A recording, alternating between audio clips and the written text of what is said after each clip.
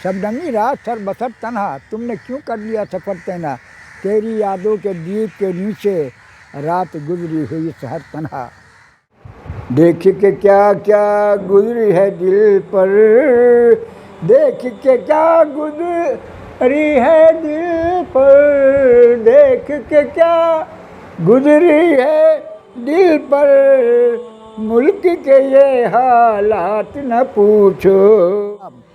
वो तबस्सुम, वो तकल्लुम, वो इशारे, वो ख़िताब, कुछ बता है मेरे हालात कहाँ से लाऊं। और ज़िंदगी अपनी तो एक गम का मरक़्क़ा है नदीम, ज़िंदगी अपनी तो एक गम का मरक़्क़ा है नदीम, फिर मसरत भरे जज्बात कहाँ से लाऊं।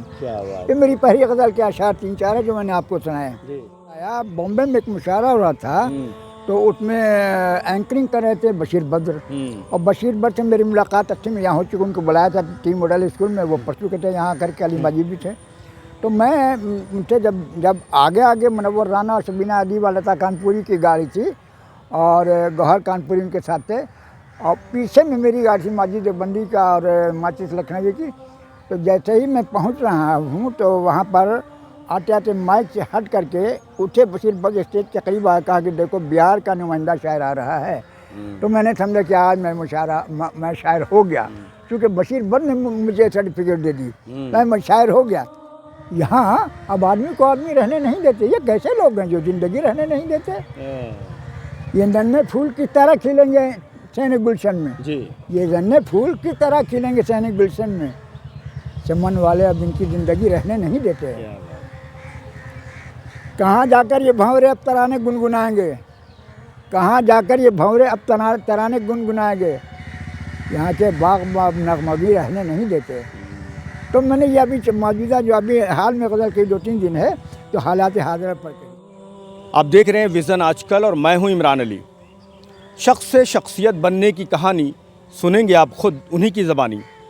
फ़ेस टू फेस में हर बार आपकी मुलाकात कराते हैं एक नई शख्सियत से। इस बार हमारे साथ बातचीत करने के लिए हैं मशहूर शायर नदीम जाफ़री साहब। जिस मौसम बहार से गुजरी थी ज़िंदगी, फिर मुंतज़िर है आज नदीम उस बहार का। कहा जाता है कि अदब समाज का आईना होता है। समाजी हकीकत नदीम जाफ़री के अशार में भी नज़र आते हैं और यह सब ज़िंदगी के गहरे तजुर्बा से हासिल हुआ करते हैं। अब सारे गज़ल नदीम जाफ़री का पहला शेरी मजमुआ है, जिसमें इन्होंने अपने सच्चे जज्बात को सीधे साधे लफ्ज़ों में पिरोकर पेश किया है। किताब के आगाज़ में मेरी बात के तहत नदीम जाफ़री अपनी ज़िंदगी की कहानी किस्सा गो की तरह सुनाते नज़र आते हैं। पढ़ाई लिखाई, नौकरी और जीने की जद्दोजहद से गुज़रते हुए मौका बमौका बज़्म अंजुम के ज़ेर एहतमाम तरही मुशायरों व गया में इनक़ाद होने वाले अदबी महफ़िलों में भी अपने फ़न शायरी का मुज़ाहरा करते रहे। बाद के दिनों में इनकी तख्लीक अखबारों और रिसालों में भी छपने लगा। रेडियो के ज़रिए भी सामीन तक अपने कलाम को पहुँचाते रहे। फ़िक्र फ़न की दौलत से मालामाल नदीम जाफ़री मुख्तलिफ़ असनाफ़ पर अपनी शायरी के ज़रिए लोगों में अपनी अलग पहचान बनाई है और इसी तरह कई ऑल इंडिया मुशायरों में भी नामवर शायरों के साथ इन्हें कलाम पढ़ने का मौका मिलता रहा है। लंबे वक्त तक अदबी खिदमात के लिए इन्हें कई बार अवार्ड से भी नवाजा गया है। मुसन्निफ़ ग़ुलाम सामदानी नदीम जाफ़री का शेरी मजमुआ अबशार गज़ल में पेश लफ्ज़ लिखते हुए प्रोफेसर अलीमुल्ला हाली के अलावे प्रोफेसर अब्दुल मन्नान, सग़ीर इफ्राहिम, इम्तियाज़ अहमद करीमी, असद करीम उल्फ़त ने नदीम जाफ़री की शख्सियत और उनकी शायरी पर रोशनी डालते हुए लिखते हैं कि मुशायरों में पाबंदी से शिरकत करने वाले जनाब नदीम जाफ़री अपने हुस्न अखलाक और अपनी खुशगलोई की वजह से मुमताज़ रहे हैं। इनकी शख्सियत में गैर मामूली कशिश है। बहरहाल नदीम जाफ़री का पूरा नाम सैयद ग़ुलाम सामदानी है और इल्मी और अदबी खानवादे में 20 जुलाई 1947 को गया के बेला थाना के कुतबैन जाफ़रा गांव में इन्होंने आंखें खोली। इनके वालिद सैयद अनवारुल हक ज़मींदार घराने से ताल्लुक़ रखते थे।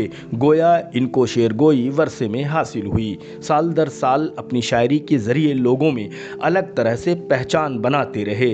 फ़िलवक्त सैयद ग़ुलाम सामदानी उर्फ़ नदीम जाफ़री बज़्म नदीम के ज़रिया गया शहर में मुसलसल शेरी निशस्त मुनक़्क़िद कर यहाँ की अदबी फ़ज़ा को सादगार बनाए हुए हैं।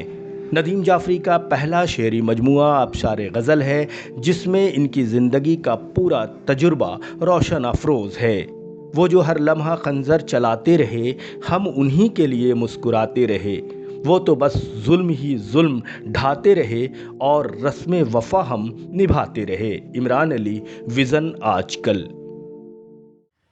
नदीम जाफ़री साहब लगभग 90 साल की उम्र के हैं, लेकिन अब भी ये पूरी तरह से मुशायरों में शामिल होते हैं, बहुत सारे कार्यक्रमों में जाते हैं। और अभी हाल में ही इनकी एक गज़ल का संग्रह अफ़सारे गज़ल ये शाया हुई है इनकी। इसके अलावा इन्होंने एक फ़िल्म जागो में मंगलू चाचा का एक किरदार निभाया था, देहाती कैरेक्टर था वो, और उसके लिए एक इंटरनेशनल चिल्ड्रन फिल्म फेस्टिवल में इन्हें फ़िल्म लगान के जो बड़े आर्टिस्ट हैं अखिलेंद्र मिश्रा, जो कि लगान के प्लेयर में एक प्लेयर थे, उनके हाथों इनको नवाजा गया था। इसके अलावा इनको उर्दू अदब के लिए बहुत सारे अवार्ड दिए जा चुके हैं, बहुत सारे सम्मान हासिल कर चुके हैं नदीम जाफ़री साहब, और बहुत सारे मुशायरों में अलग अलग प्रोग्रामों में शामिल होते रहते हैं। तो एक अदबी सफ़र इनका बड़ा लंबा रहा है।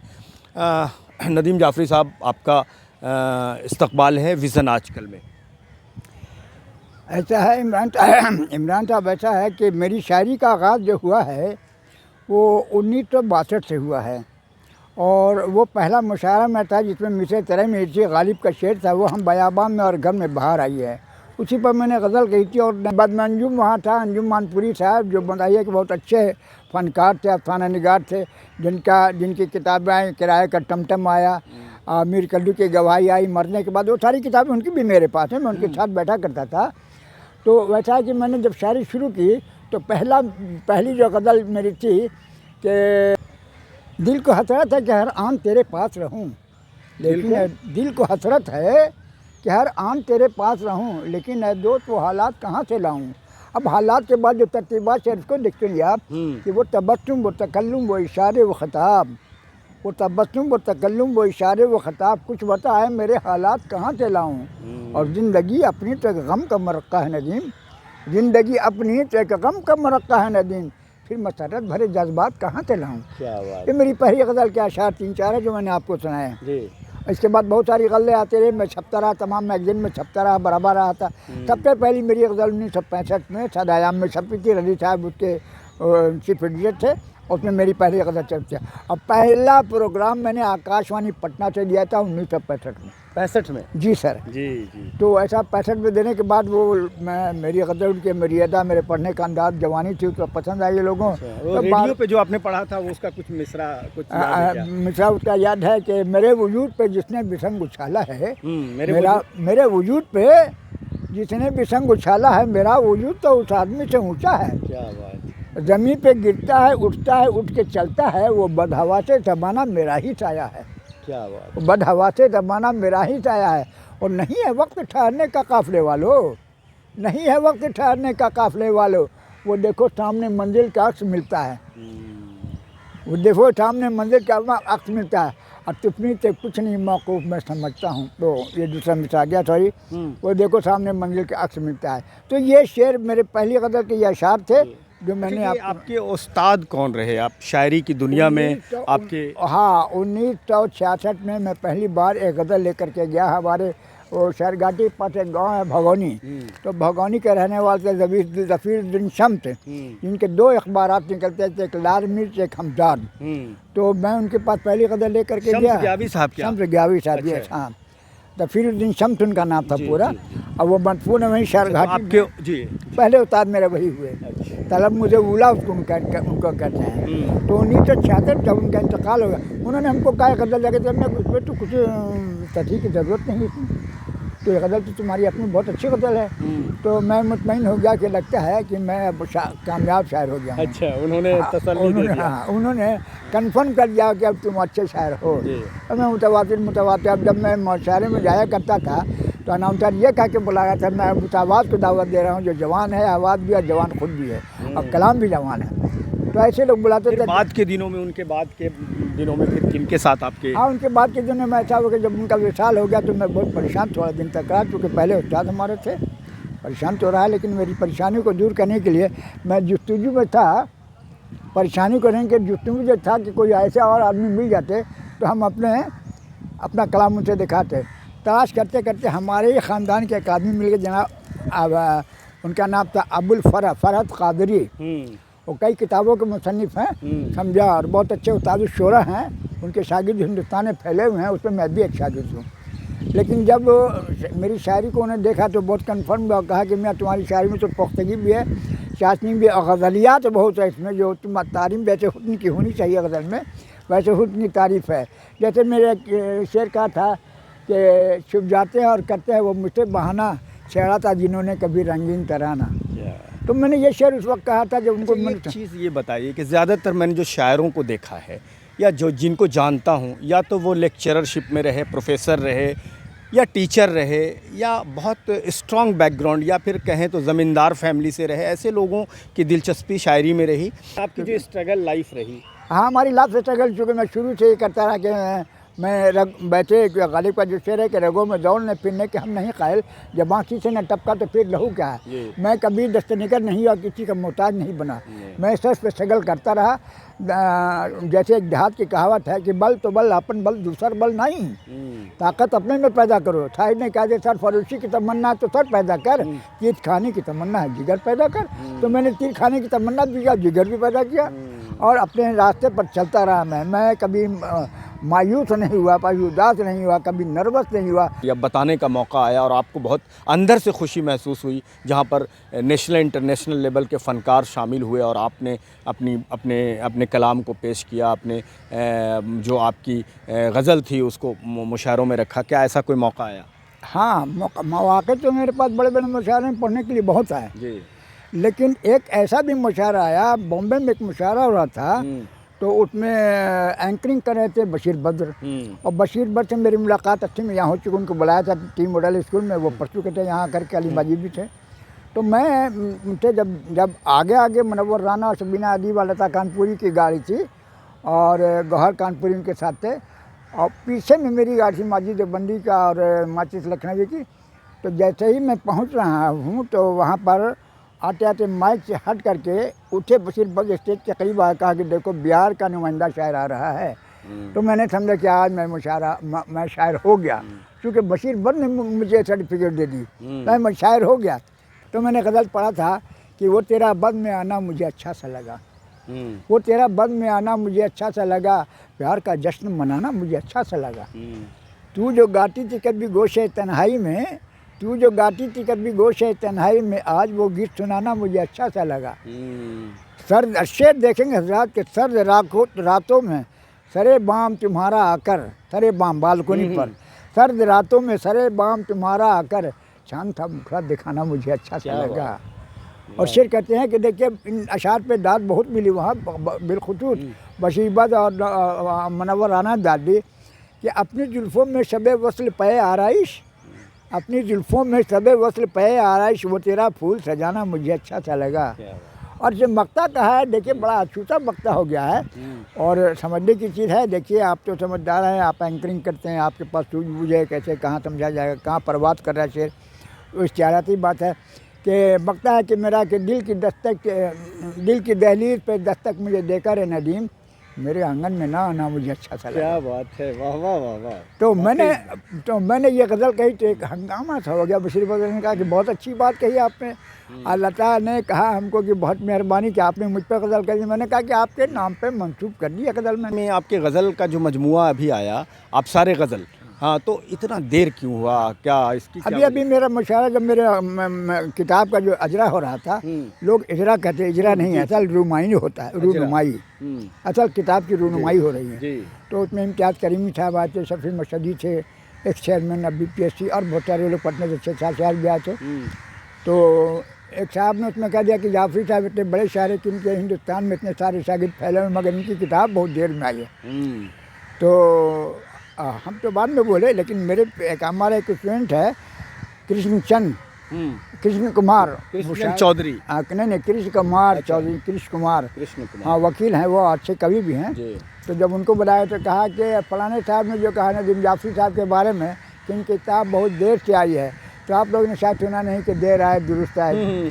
नदीम साहब की किताबें देर से आ सकती हैं, आई हैं, लेकिन ऐसा नहीं है। हिंदुस्तान में जितने इनके शागिर्द हैं सबों के किताब में इनका नाम है। इनका नाम तो जिंदा है। देर किताब देर में कुछ मशहूर शागिर्दों का नाम हमारे। हाँ, मेरे मशहूर शागिर्द में पहले तो कृष्ण कमल भी थे। हमारे मशहूर शायर में हमारे शागिर्द हैं नौशाद नादा हैं, हरमनगर इरशाद हैं, और महताब आलम महताब हैं, मुजफ्फरपुर के ताहिरुद्दीन ताहिर हैं, फिरोज़ हैं, और सहारनपुर के कुछ अंजुम हैं, तलत हैं, और तो मनी पोएट्स हैं, शायरा। तो कितने का नाम मैं गिनाऊँ, जितने का नाम याद है वो मतलब। आपने एक फ़िल्म जागो में काम किया था जिसके लिए आपको इंटरनेशनल चिल्ड्रन फिल्म फेस्टिवल में अवार्ड भी मिला था। फिल्म में काम करने का तजुर्बा कैसा रहा आपको? ऐसा है कि देखिए, मैं तो चूँकि दिलीप कुमार का फ़ैन था, तो मैं तो फ़ैन था, तो मुझे वहाँ पर एक्टिंग करने में कोई कबाहत नहीं हुई, दिक्कत नहीं हुई। क्योंकि मैं दिलीप कुमार के एक डायलॉग को भी याद करता था, कैसे डायलॉग पर कहाँ हाथ जाएगा, कहाँ दिमाग जाएगा, कहाँ का इम्प्रेशन होगा, ये तक तो मुझे अंदाज़ा था। इसलिए मुझे जागो में काम करने में कोई मुश्किलात का सामना नहीं करना पड़ा। अवार्ड मिलेगा आपको उसके लिए? हाँ, तो और ऐसा मैंने पूछा आपको, आनंद जी से मैंने पूछा कि भाई कि आप मेरे आपको अवार्ड जो दे रहे हैं तो ये अवार्ड किस एक्टिंग पर दे रहे हैं? तो कहने कि देखिए आप रो रहे हैं, इसमें वो जो रोना आपका है वही एक आर्टिक है, वही है आपकी एक्टिंग जो बेहद पसंद आई है लोगों को, और उसी पर आपका अवार्ड मिल रहा है। आपको ये अपने अदबी खिदमात के लिए किस किस तरह के इनाम मिले हैं? इनामात तो मुझे बहुत मिले हैं। पहला इनाम जो मुझे मिला है वो अमेरिकन लंच क्लब के प्रेसिडेंट जो इंडिया में आए हुए थे, गया में आए हुए थे, होटल हेरिटेज में उन्होंने मुझे बेस्ट अवार्ड दिया उर्दू की खिदमत पर। और दूसरा अवार्ड डिस्ट्रिक्ट जज जम्मू ने दिया हमको उर्दू की खिदमत पर। इतने सारे अवार्ड मेरे पास, 5 इंटरनेशनल अवार्ड है, 9 नेशनल अवार्ड है, तो मेनी सर्टिफिकेट्स। मगर अभी जो अवार्ड हमको मिला उसके बारे में जिक्र कर रहा हूँ। बिहार सरकार से मुझे अवार्ड जो मिला है उसमें 2 मिले। उसमें एक तो फ्रेम करके बहुत भारी भरकम है, देखने में अच्छा लगता है, और दूसरा सादा कागज़ पर है, और उसके 10 का चेक है, शॉल है, मोमेंटो है। मगर देने वाले ने कहा कि भाई देखिए, आपका नाम लेने वाले यहाँ 10 मेंबर थे, 11 मेंबर एक ही आदमी से आया था जो आपके खिलाफ, बाकी 10 मेंबर आपके साथ थे। इसका मतलब है कि आप बहुत मकबूल हैं यहाँ। अच्छा, बिहार के गवर्नर को जब आपने अपनी किताब दिया, हाँ, तो हमने दिया। आरिफ मोहम्मद खान को जो मैंने किताब दिया तो उन्होंने कहा कि भाई मैं इसको बहुत गौर से पढ़ूंगा, इसमें आपको एड्रेस, हमका मेरा एड्रेस दिया, मेरा फ़ोन नंबर भी है, आप मुझसे कंसल्ट करेंगे, इंशाल्लाह ताला मैं फिर आपसे मिलूँगा। उन्होंने कहा कि ठीक है, मैं आपको बुलाऊंगा अभी। कोई ऐसी यादगार बातें जो अब भी आपके दिल को टीस पहुंचाती है, या ऐसी खुशी जो जब याद करते हैं आप तो दिल बाग बाग हो जाता है? ऐसा है, किस तरह ज़िंदगी को किस तरह देखते हैं? ऐसा है कि सन 2000 में मेरा जवान बेटा पेट के दर्द से चला गया। मैं डॉक्टर लेके पहुंचा, मर चुका था। तो वो सदमा तो मेरे साथ था ही। 2001 में मेरी वाइफ का जो इंतकाल हुआ, रास्ते में इंतकाल हुआ। मैं लाने के लिए शाम में चला था, यहाँ से जगन्नाथपुर जाना था चाईबासा से आगे, और उधर तो उनकी लाश आई थी, मुझसे मुलाकात नहीं हुई। तो मुलाकात, तो मुझसे बड़ा सदमा क्या हो सकता है, मुझसे मुलाकात नहीं। मैंने उन पर गज़ल भी गई थी मुलाकात के तहत। उस गज़ल पे अगर आप कहेंगे तो 3 से 4 से सुना दूंगा उस गज़ल का। ज़रूर। हाँ, तो गज़ल है कि उसका मतलब ये है कि शबनमी रात सर बसर तन्हा, तुमने क्यों कर लिया सफ़र तन्हा।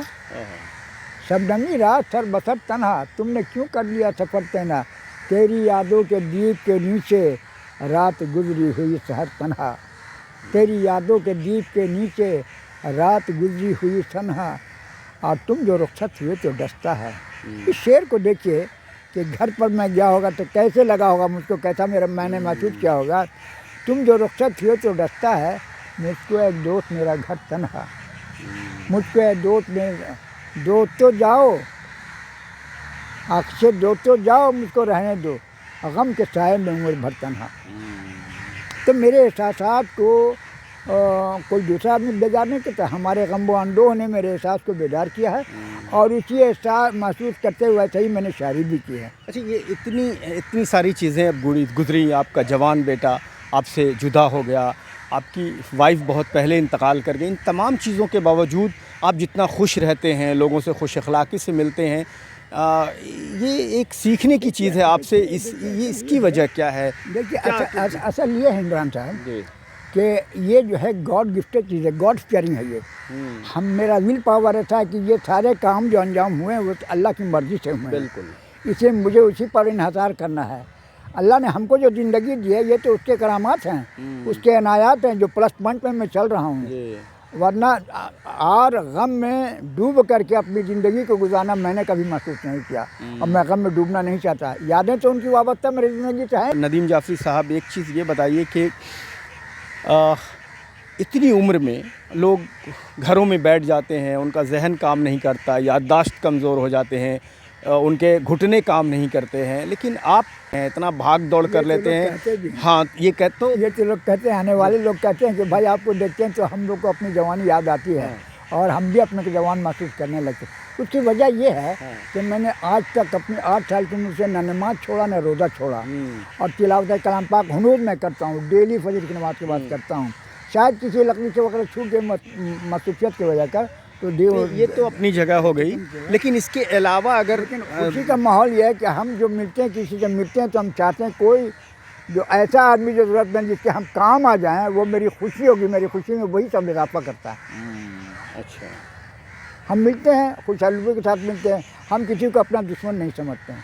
जो गालियाँ भी देते हैं तो हम उसको माफ़ कर देते हैं कि मैंने तुमको माफ़ कर दिया, अल्लाह का हिसाब नहीं देना है। अच्छा, ये आपने जो बज़्म नदीम बनाया, ये जहन में कैसे आया कि हम एक वो जनाब बज़्म नदीम बनाएं और इसके तहत तरही मुशायरा कराएं? हाँ, ऐसा इमरान साहब कि बज़्म नदीम बनाने के बाद तो बहुत दिनों से मैं सोच रहा था, लेकिन जब मेरा सेक्रेटरी, मेरा शागिर्द नौशाद नादा, जब उसको मैंने सेक्रेटरी बनाया, जनरल सेक्रेटरी, तो पहला मुशायरा 14 अगस्त, बज़्म राही का होने वाला था 15 अगस्त, लेकिन हमें तो लगती नहीं सब मुशायरे में कहाँ था 10 बजे। हमने कहा नहीं 14 अगस्त को मैं रखूँगा। 14 अगस्त को 2 बजे दिन में 1992 14 अगस्त, नोट कीजिएगा, मेरे जहन में नोट है 1992 14 अगस्त को, उसमें बिना हरम दिल शाद गज़ल लेकर के आए। तो हम कहा देखो हम अभी तुम्हारी गज़ल नहीं देखेंगे, अभी मेरे उस्ताद जो बैठे हैं तदारत कर रहे हैं, उनको दिखा दो जाकर के। अब मेहमान खुशूसी में दिल्ली से बुलाया था पाठक जी को, हिंदी के वरिष्ठ कवि थे वो, तो बहुत अच्छा लगा। उसमें राठौर जी थे, फलाने से सत्येंद्र जी थे, हरिंदर साहब, ये भी था, आपका कृष्ण कमल भी था और कृष्ण कुमार भी थे और आपके बहुत सारे लोग थे। मेरे मुशायरे में करीब 34 शायर थे। उर्दू ज़बान के बारे में बहुत भद्दी बातें कही जाती हैं, अभी क्या आपका दिल ये सब सुनकर क्या करता है? एक बात आपको बताता हूँ मैं, देखिए जैसे किसी ने आपको गाली दे दी तो आप उसको गाली दिए दिया तो उसमें और आप में फ़र्क नहीं हुआ। हमने इस फ़र्क को ख़त्म कर दिया। अगर उसने उर्दू को गालियाँ दी तो उर्दू परवान चढ़ रही है, उनके गाली देने से नहीं उर्दू रुकेगी। या जो अभी बाद में हुकूमत कर रहे हैं उनके रुकने से हम रुक नहीं सकते हैं। हम तो तूफ़ान हैं, हमने 1934 से लेकर के तूफ़ान बर्पा किया और करते रहेंगे। आज़ादी में भी मेरा रोल रहा। 11 साल के मैं जोखनी फाटक के पास गया, मैं बलोच अंग्रेज़ों के बलोची फ़ौज को रोक लिया था मैंने। अच्छा, हाँ, बलोची फ़ौज को मैंने रोका था, है शट रुके रहो वहाँ पर, गोली मार दूंगा, गोली मारो, गोली चलाओ गोली। अच्छा। तो हमारे साथ मुस्लिम लीग के लीडर थे, महबूब बारसी था, अपनी जीप पर कर don't shoot the children shoot मी, ये उनका स्लोगन था, समझा। तो मैंने तो उसको भी काम किया। तो ब्रिटिश गवर्नमेंट की जो हुकूमत थी उस वक्त आप जो छोटे थे और आंदोलन किया, तो ये अंग्रेज़ी जो आप कभी उर्दू बोलते बोलते अंग्रेज़ी बोलने लगते हैं तो लोग कभी हैरान हुए कि आप अंग्रेज़ी इतनी ऐसा है कि हमारी मादरी ज़ुबान जो उर्दू है और नेशनल लैंग्वेज हिंदी है, तो ये तो दोनों मेरी प्यारी ज़ुबान है। लेकिन दुनिया में बिहार से जब बाहर जाते हैं तो पता चलता है कि अंग्रेज़ी के बगैर भी काम नहीं चल सकता। इसलिए मैंने अंग्रेज़ी को 12 ज़माने में फर्स्ट बुक आता था जॉनसन का, मैंने फर्स्ट बुक ला करके पढ़ा और उस पढ़ने के बाद माता कासिम तोबत एक्सपर्ट से उन्हीं से पढ़ा और मुझे उन्हें बोलने की आदत बढ़ता है। वास्ता पढ़ा वो बताइए। हाँ, वास्ता ये पढ़ा कि एक शायर मुझसे पूछ ले क्या भाई क्या करे आप, I am doing nothing, I am doing nothing, मैं कुछ नहीं कर रहा हूँ। Why are putting this question, आप ये सवाल क्यों करें मुझसे? तो बहुत हैरत है कि अरे आप उर्दू भी बोलते हैं, अंग्रेजी भी बोलते हैं। जो नए लिखने वाले हैं, नौजवान लिखने वाले हैं, उनके लिए क्या पैगाम होगा आपका? हाँ, आपको पहले एक शेर सुनाया है, याद होगा आपको, कि नहीं है वक्त ठहरने का काफ़िले वालों। काफ़िले वाले कौन? जितने मेरे शायर हैं वो सब काफ़िले वाले हैं। नहीं है वक्त ठहरने का काफ़िले वालों, वो देखो सामने मंजिल का अक्स मिलता है। कलम उठा लियो तो रोको मत, लिखते रहो और लिखते रहो, तमाम सब्जेक्ट पर लिखते रहो। तो अभी जो हालात जो आपने पूछा था, हम किस हालात पे आपने क्या लिखा है यहाँ के हालात पर, तो मैंने हालात पे जो लिखा है सुनिए, बिल्कुल शेर आपको सुनाते हैं। यहाँ अब आदमी को आदमी रहने नहीं देते, यहाँ अब आदमी को आदमी रहने नहीं देते। ये कैसे लोग हैं जो ज़िंदगी रहने नहीं देते? ये नन्हे फूल किस तरह खिलेंगे सैनिक गुलशन में जी, ये नन्हे फूल किस तरह खिलेंगे सैनिक गुलशन में। चमन वाले अब इनकी ज़िंदगी रहने नहीं देते। क्या बात। कहाँ जाकर ये भंवरे अब तराने गुनगुनाएंगे, कहाँ जाकर ये भंवरे अब तराने गुनगुनाएंगे, यहाँ के बाग नगमगी रहने नहीं देते। तो मैंने ये अभी मौजूदा जो अभी हाल में गज़ल कही 2-3 दिन है, तो हालात हाज़िर पर कही। चलिए, कोई आपका पसंदीदा शेर जो दूसरे शायरों का हो? दूसरे शायरों का जिसको मेरे पास अगर मैं अशार तो बहुत हैं दूसरे शायर के, लेकिन भाई हम एक मामूली सा 1-2 शेर आपको सुनाएं। तो मानो वाराना का है, जी जिन्होंने कलकत्ता की तस्वीर खींची है। जी। उन्होंने कहा है कि सो जाते हैं फुटपाथ पर अखबार बिछाकर, सो जाते हैं फुटपाथ पर अखबार बिछाकर, मजदूर कभी नींद की गोली नहीं खाते। और रातिंदरी का एक शेर मुझे बहुत याद आता है, जो कमेंट करते हैं लोग ताजमहल फलाना ढिमकाना। तो उन्होंने जो कहा है कि हमारे सर की फटी टोपियों पर तंग ना कर, हमारे सर की फटी टोपियों पर तंग ना कर, हमारे ताज अजायब घरों में रखे हैं। क्या बात। ये राहत इंदौरी का शेर था। तो मेरे ख्याल में गज़ल क्या, उसको सुनिए। हर एक जहन हर दिल की जुस्तजू है गज़ल, हर एक जहन हर एक दिल की जुस्तजू है गज़ल, गज़ल गज़ल है तख़य्युल की आबरू है गज़ल। और जिस घर में 4 बच्चे होते हैं, जो बच्चा खूबसूरत होता है, सारे लोग उसी की तरफ लपकते हैं, खूबसूरत की तरफ। तो उसको मैंने पिरोया है कि गज़ल तो अपने तबस्सुम की दिल पजीरी थे, हर एक घर में सुरखरू है गज़ल। तो मेरे सामने है गज़ल का उन्वान ये है, ये माना है। और गज़ल जो है ना, गज़ल एक संजीदा फ़न है, जिससे आदमी किसी के हुस्न को उजागर करता है, उसकी खूबसूरती को उजागर करता है, उसके रहन सहन को उजागर करता है। गज़ल वो सिन्फ़ है जिसके बारे में गज़ल कही जा रही है, वो भी अच्छी लगती है और कहने वाला भी अच्छा लगता है। बहुत बहुत शुक्रिया हमसे बातचीत करने के लिए, बहुत बहुत शुक्रिया सर हमसे। ये थे मशहूर शायर नदीम जाफ़री साहब, जो कि अपनी ज़िंदगी की बहुत सारी यादें और कहानियाँ हमसे साझा कर रहे थे। और बहुत सारे अशार इस उम्र में भी, लगभग 90 साल की उम्र में भी इतने सारे अशार इन्हें याद हैं। और हम तमाम लोग इनके लिए दुआएं करते हैं कि आने वाले वक्त में उर्दू की और ख़िदमत करें, और अल्लाह ताला इनको और लंबी ज़िंदगी दे और सेहत वाली ज़िंदगी दे, ताकि इसी तरह से मुस्कुराते रहें, लोगों से प्यार मोहब्बत से मिलते रहें और अदबी दुनिया में अपनी खिदमत को अंजाम देते रहें। बहुत बहुत शुक्रिया व्यूअर्स हमसे जुड़ने के लिए।